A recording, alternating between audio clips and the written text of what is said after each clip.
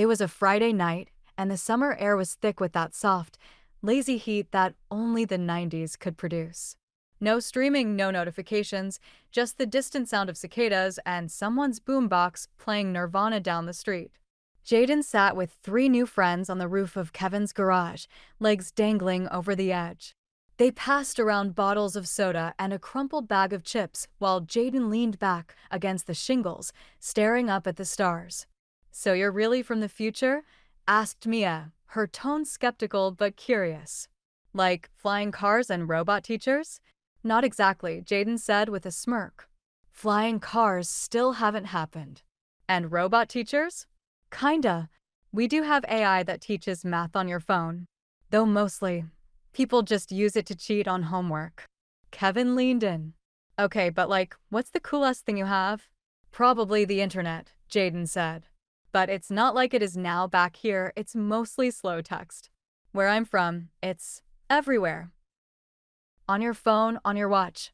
Everyone's connected 24/7. "That sounds kind of amazing," Mia said, her voice soft. "Also kind of terrifying." Jaden chuckled. "It is. People stop talking to each other. Like, really talking. Everything's filtered. Everyone's chasing likes instead of meaning. But yeah, it's powerful. You can learn anything, watch anything, even become famous just by dancing or being stupid for 15 seconds."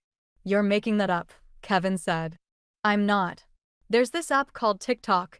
It's like a digital talent show, except half of it is memes and people lip-syncing to movie clips." The group laughed, disbelieving but entertained. From below, a voice floated through the cracked garage window. "Low slow. Listening. Unnoticed." "So," Kevin said, eyes narrowing, "tell us something that hasn't happened yet. Like sports. Or lottery numbers. You must remember something, right?" Jaden hesitated. "I'm not giving out lottery numbers." Mia raised a brow. "Why not?" "Because the second someone gets rich off them, people will start asking questions. Real ones. The wrong people will notice. Trust me, I've seen what happens when someone wins too early. It doesn't end well." They all went quiet. The tone had shifted. "I'm just saying," Kevin muttered, "it wouldn't kill you to help someone out. Maybe get us all out of this dump." But the group moved on quickly. Talk shifted to music, then movies Jaden spoiled, gently, then who they thought would be famous one day. It ended well, laughter and curiosity, and a group of teens feeling like they'd touched something unreal. But downstairs, Kevin's father stood in the shadows of the garage, jaw tight, eyes sharp. He'd heard everything. 2 nights later, Jaden was walking home when a car pulled up fast behind him. Kevin's father stepped out. Big guy. Grease-stained hands. Eyes locked on him. "We need to talk." Jaden didn't move. "About what?" "Cut the act. I heard you talking about the future. Lottery numbers. You think you're being clever, hiding it? If you've got that kind of information, you don't waste it on stories. You use it." "I'm not giving you anything," Jaden said, voice steady. The man stepped forward. "No? You like living here, don't you? You like your little second chance? Because if you don't want to lose it, you'll start talking. Just give me one number." "One? That's all." Jaden shook his head. "I don't have the numbers." The man grabbed his arm. "Don't lie to me." And just like that, the past turned threatening. Jaden yanked his arm away and took a step back. "You have no idea what you're asking for. You could ruin everything, everything, by trying to change it." Kevin's father stepped closer. "Then ruin it. You think I care about your time travel rules? My family's broke. My wife's sick. You think I wouldn't burn the future to fix that?" Jaden's pulse was pounding. He looked around. Dark street, no help, no agents in sight. But he wasn't a kid anymore. "Not really. You touch me again," he said, "and I won't run. I'll make sure people notice. And believe me, if I disappear, there are people who'll come asking. You want attention from people you can't even imagine? Be my guest." For a moment, silence. Then the man backed down. Not because he believed him, but because something in Jaden's eyes told him the kid wasn't bluffing.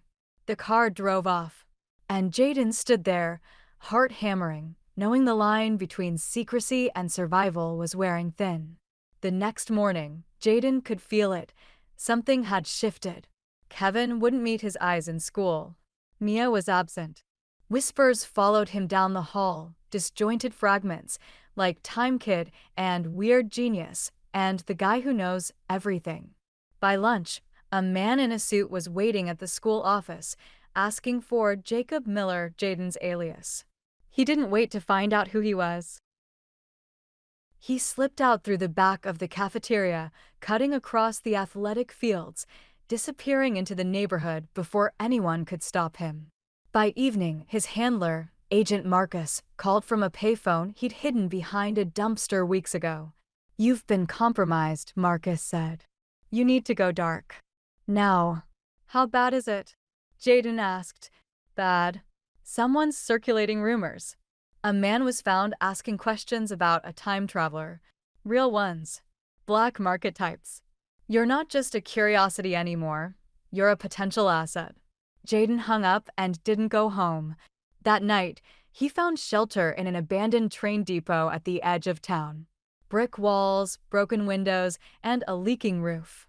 He turned over crates for warmth, sealed the door with a rusted shovel, and hooked up his scavenged power rig to charge his phone, now set to airplane mode, used only for video memories and digital notes. Over the next few days, Jaden moved like a shadow. He wore thrifted clothes, slept in forgotten places, ate cheap and fast. He avoided his friends, even though it tore at him. But the world kept pushing in. Graffiti started appearing around town. "Knows the future." Flyers in parking lots. "Have you seen this boy?" A man tried to follow him out of a gas station. Another waited too long in a parked car across from the school. Jaden realized it wasn't just greed anymore. It was fear. Wonder. The possibility that someone from the future might know how to destroy or rebuild the world. So he adapted. He started using his tech to erase his presence. Taught himself how to spoof IDs, reroute calls, use payphones like lifelines. He even altered one of the garage computers from a previous side job to act as a burner terminal, a primitive VPN using 90s hardware, stitched together with scrap and code from memory. Every move calculated, every risk measured. And all the while, he documented everything in a red notebook: the lies he told, the truths he bent, the people he avoided, and the places he couldn't go back to. It wasn't just survival anymore. It was containment.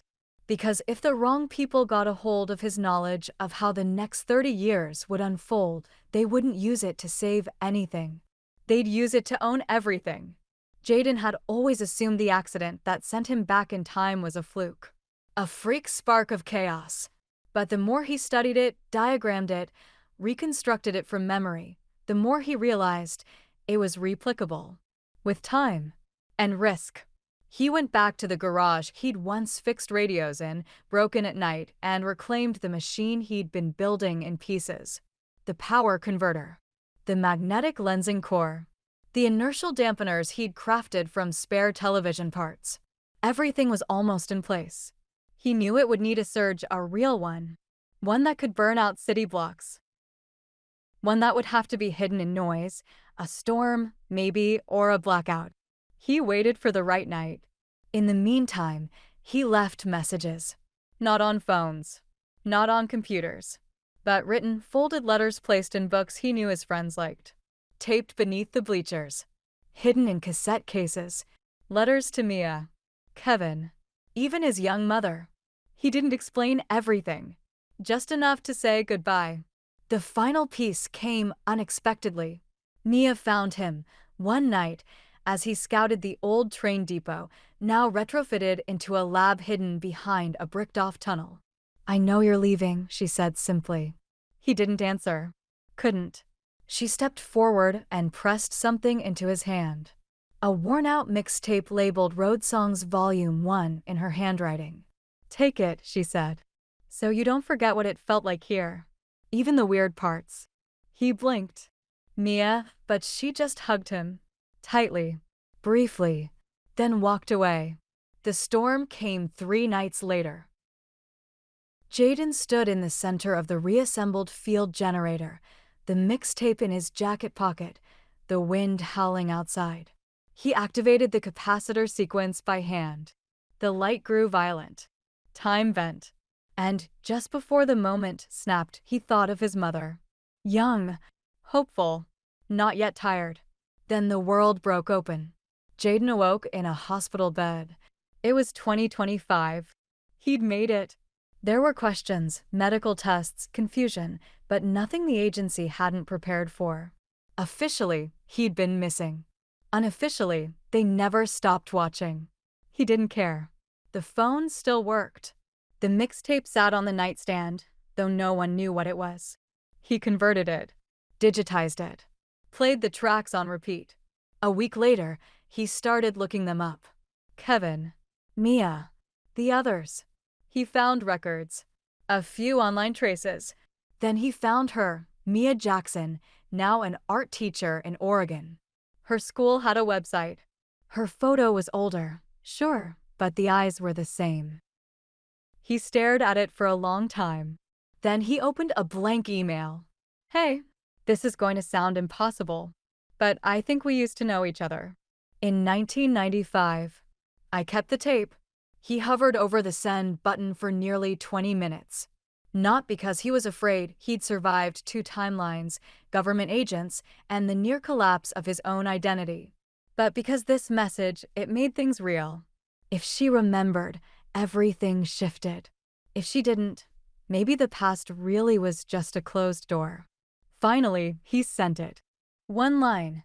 I kept the tape. It was 2 days before the reply came. He checked his email obsessively, barely sleeping. Then, one morning, there it was. The email said, I don't know who you are, but if this is a joke, it's a strange one. That mixtape disappeared a long time ago.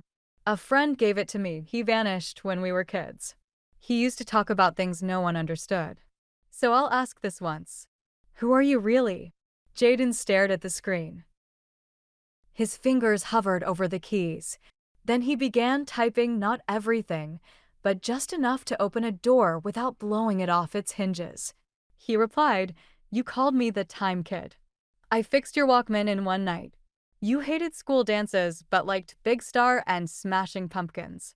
We used to sit on Kevin's garage roof. I left because I had to, not because I wanted to. The world just wasn't ready. The response came quickly this time.